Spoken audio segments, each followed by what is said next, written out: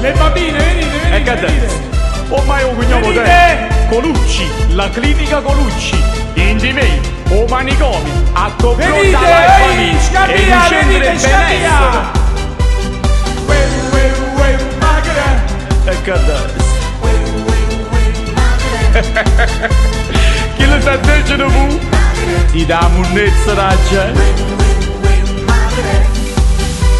Ho fatto TikTok ma quando ne vedo pure io mi diverto facendo il diretta. Mi piace fare battute un po' a tutto quanto e mo tutta sta gente vanno fai cantante. Ormai sta piattaforma mi parlo Sanremo. Chi dice che è un artista invece fa un barbiere. Chi canta una canzone facendo i servizi mo fanno il comunione pure scusarizio.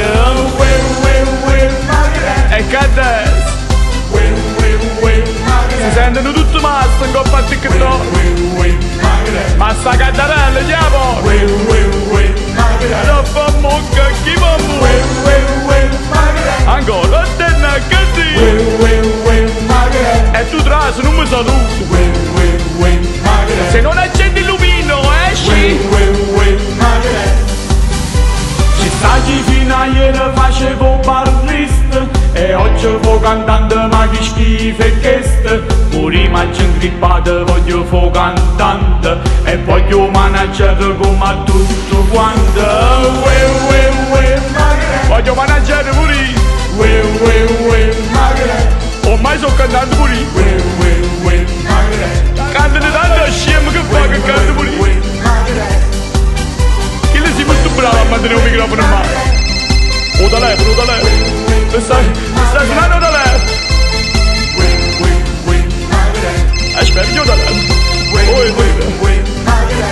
Ma io. Pronto? Ciao Marco, sono Paoletta. Paoletta? Sì, Paoletta di Caserta. Paoletta di Caserta?